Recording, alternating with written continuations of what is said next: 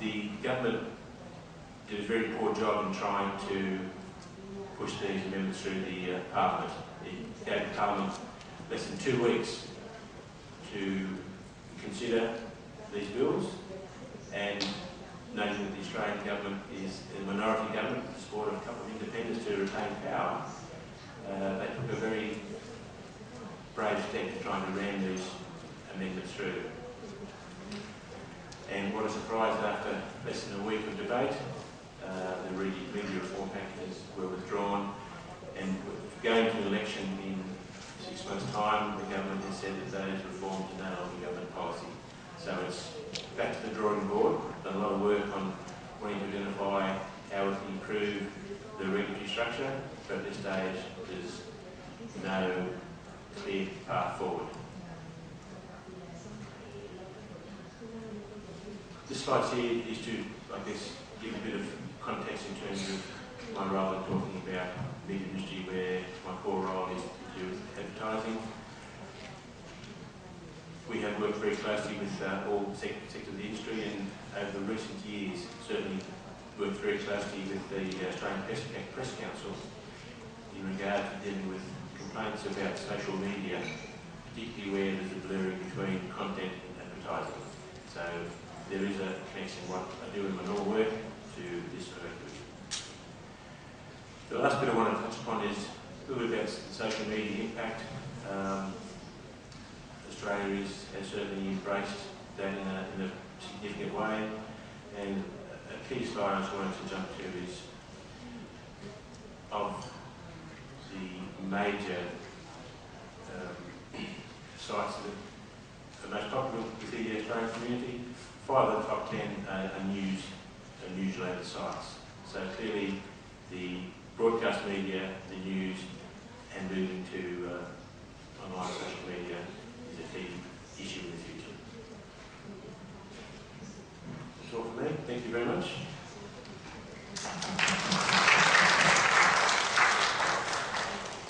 Well, thank you, Mr. Ryan. Are there any questions from the floor? มีคำถามไหมครับในช่วงแรก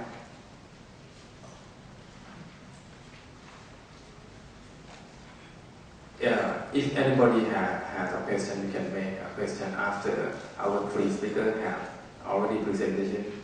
Okay. Okay. Anyone? No? Okay. Thank you very much, Mr. Ryan, for your comprehensive and informative presentation. I think you show the mapping of the regulation of Australia. Many things in Australia regulation has similar to Thailand, but the thing is that Thailand has quite different because we are now we just have regulation for 3 years.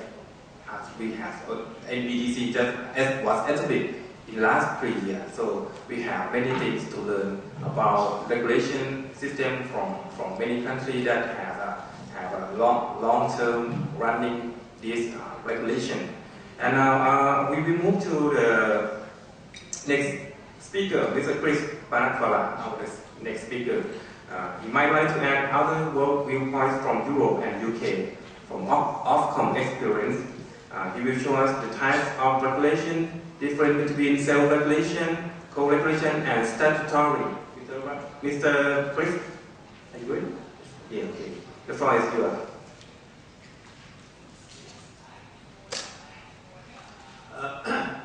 Good morning, and again I'd like to thank the university and the NTBT for inviting me here. I'm very, very delighted to be talking to you today. I'm going to outline a little bit about the European market within broadcasting and communications, and also the UK. Unlike our Australian colleagues, we have the European Union, which oversees a large part of our work, and it is delegated down. And the process of regulation within Europe and the UK is about delegation from the top down, starting with very high principles in Europe, working their way through to national regulators, and then eventually to the people.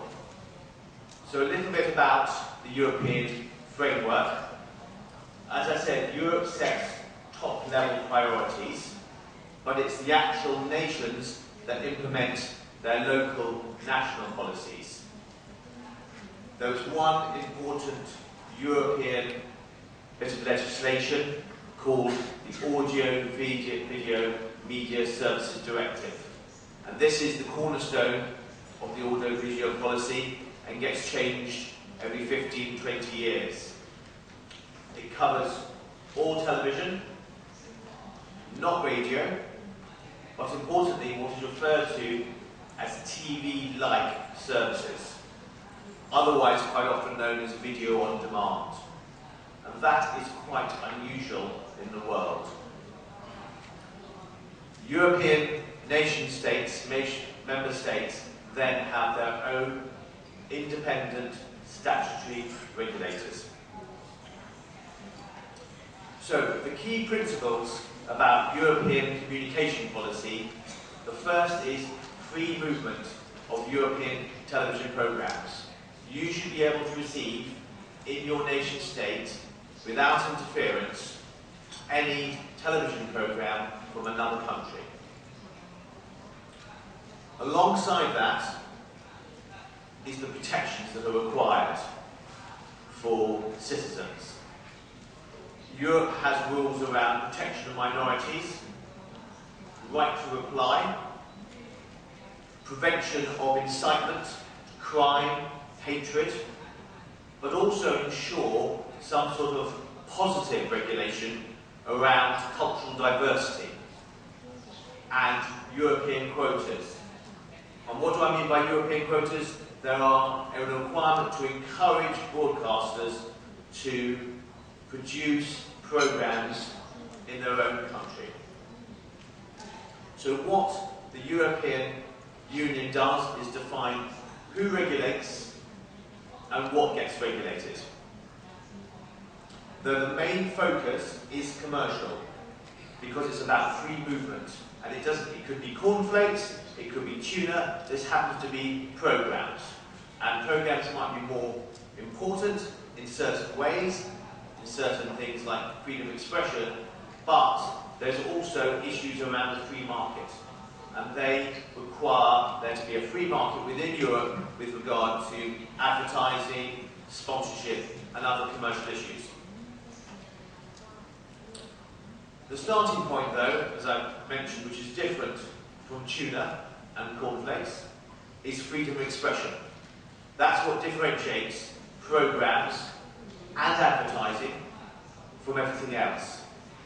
And freedom of expression is defined as the right to hold opinions and to receive and impart information. It's those three elements. It's about holding opinions, but also receiving and imparting it. And without interference from bodies like regulators or governments. But, as you'd expect, with that comes what they call duties and responsibilities.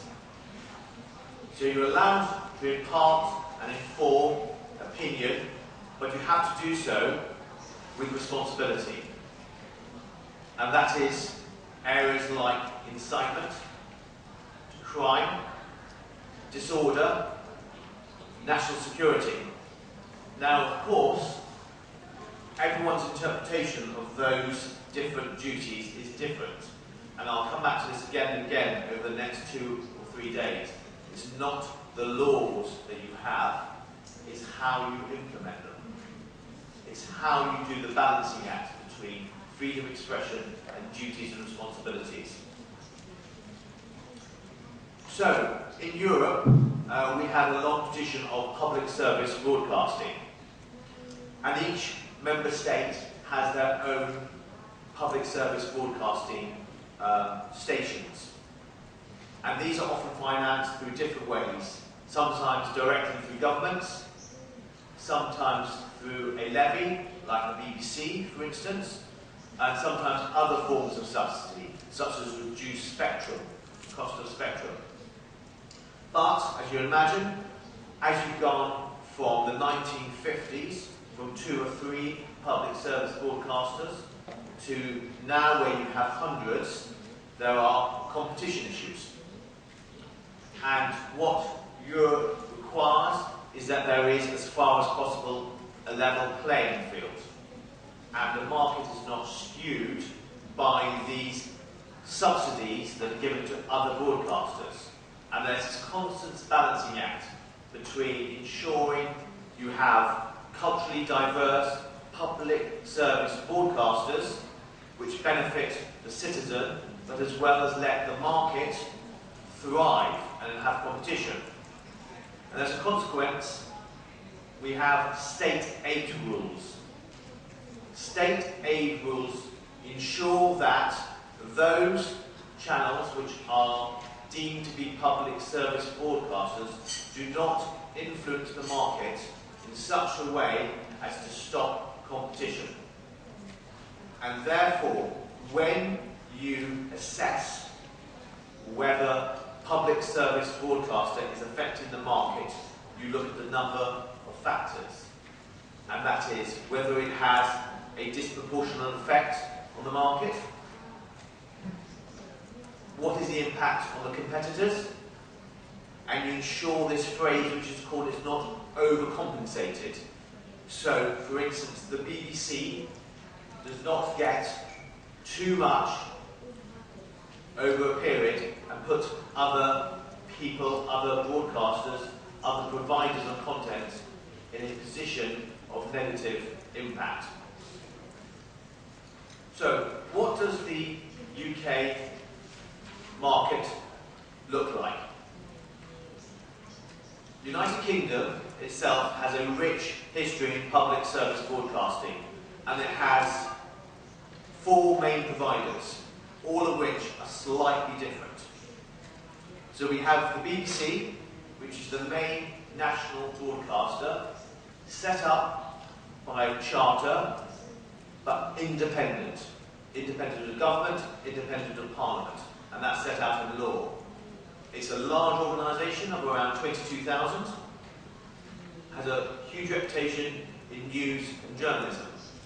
That is funded by the licence fee. Every person who has a television license, who has a television has to have a licence, and that's around $200 a year. ITV, independent television, is the main commercial public service broadcaster.